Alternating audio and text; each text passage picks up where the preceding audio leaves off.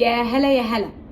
قلت اجيلكم كده والحقكم قبل نهاية السنة الميلادية، وقبل ما تهل علينا بوستات ما انجزتوا في خلال السنة وما حققته من انجازات ومن اهداف، واهدافي كانت ايه وحققت ايه وما حققتش ايه.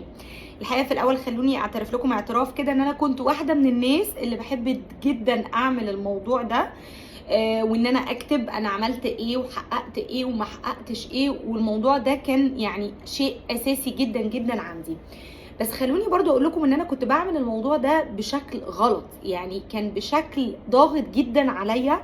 يعني كنت اجي اول السنه مثلا اقول ان شاء الله باذن الله انا عايزه احقق كذا وكذا وكذا وكذا وكذا، ولما باجي على شهر 11 و12 الجمال اللزاز اللي هم يعني اصلا 11 و12 دول بالنسبه لي مع دخول فصل الشتاء، مع الاعتذار طبعا لمحبي فصل الشتاء وكده، بس يعني هم بيصيبوا بعض الناس كده بالاكتئاب والاجواء الشتويه دي. يعني انا تمام بحب الشتاء بس ما بحبش الضلمه البدري والحاجات ديت، ما علينا دي قصه تانية يعني. فتحس تبتدي ايه، بتحس باكتئاب بقى، اللي هو ايه ده يا نهار ابيض، احنا في شهر 11 وفي شهر 12 ابص على الليسته اللي انا كنت كاتباها، ده انا كنت كاتبه من 1 لغايه 7 ولا من 1 لغايه 10، ده انا ما حققتش غير 4 بس. بقى ادخل بقى جوه القوقعه بتاعتي، جوه الزون بقى المكتئبه بتاعتي دي، وافضل بقى 11 و12 ده قاعده متقوقعه ما بعملش حاجه. ما خلاص يعني فات 10 شهور، فاكيد في شهرين مش هلحق اخلص الحاجات اللي انا حاطاها. فالحقيقه اتعلمت يعني ان انا ما بقاش قاسيه على نفسي، وده الحقيقه اللي انا حابه ان انا اقوله في الفيديو ده، اللي هو اتس اوكي. يعني اتس اوكي ان احنا يجي علينا شهر 11 او 12 نلاقي ان الحاجات اللي احنا كنا بنتمنى ان احنا نعملها ما عملناهاش، عملنا حاجات بسيطه منها جدا، او ما عملناهاش خالص لاي سبب ما. يعني نقطة كمان مهمة جدا بلاحظها، هو ان بعض الاشخاص بيكونوا عايزين الانجازات حتى لو هم عملوها تكون متشافة. يعني هم مش هيعتبروها ان هي انجاز غير لما حد معين يبقى شايفها، او لما المجتمع يبقى شايفها، او لما هي تبقى حاجة واو كبيرة. وده برضو غلط. انا ممكن اكون منجزة في بيتي في حاجة معينة انا بس اللي شايفاها، انا بس اللي عارفة ان ده بالنسبة لي انجاز.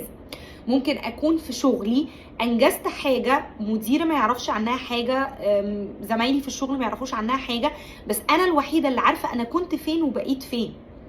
فاللي حابه اقوله ان كل واحد هو اضرب نفسه، هو كان فين وبقى فين، هو عمل ايه وحارب قد ايه في حاجه معينه هو ما كانش ناوي ان هو يعملها بس قدر انه يعملها. حد تاني عارف انه رغم حاجات كتير جدا عدت في حياته الا ان هو على الاقل لسه صامد نفسيا، فده يعتبر انجاز. فبليز بلاش نبقى قاسيين على نفسنا وننساق وراء البوستات الكتير، او ان احنا دايما نحط نفسنا وراء المقارنة. بصي هي عملت ايه، بص هو عمل ايه، طب انا فين من ده؟ لا، انت في مكان اللي ربنا رايد ان انت تكون فيه، وكل يوم بيجي علينا هو نعمة وفضل من عند ربنا، وبعتبره انجاز في حاجات كتير قوي في حياتك. انت لو بصيت فيها هتلاقي نفسك ان انت لا منجز فيها. فمفيش مشكلة خالص اكيد ان احنا نكتب اهدافنا ونكتب الحاجات اللي احنا عايزين نحققها، بس هنا بقى بتيجي درجة الوعي. انا ما حققتش الحاجات دي عشان انا كنت طول السنه في الكومفورت زون بتاعتي او في منطقه الراحه بتاعتي ورافض ان انا اتغير، ولا انا الحاجات اللي كنت كاتبها دي ما عرفتش احققها لاسباب كتير جدا، وان انا ربنا عارف ان انا كنت بجاهد وبحاول في حاجات معينه وما اتحققتش. هنا بقى دي درجه الوعي. لو انتوا شايفين ان انتوا كنتوا بتسوفوا، او ان انتوا كنتوا رافضين ان انتوا تتغيروا، او رافضين ان انتوا تعملوا اي تقدم في حياتكم، لا هنا محتاجين وقفه مع نفسكم وتعرفوا ايه الحاجات اللي كانت موقفاكوا عشان تقدروا ان انتوا تروحوا الخطوه احسن.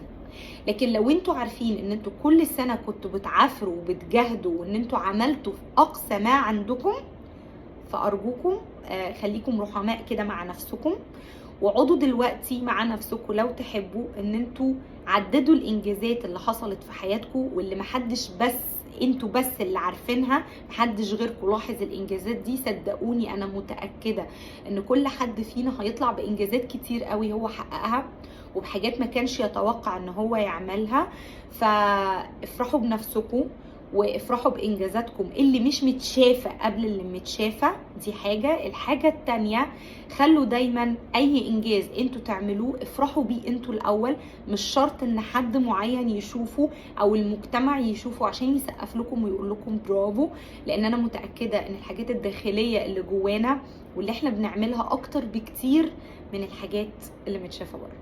يومكم جميل.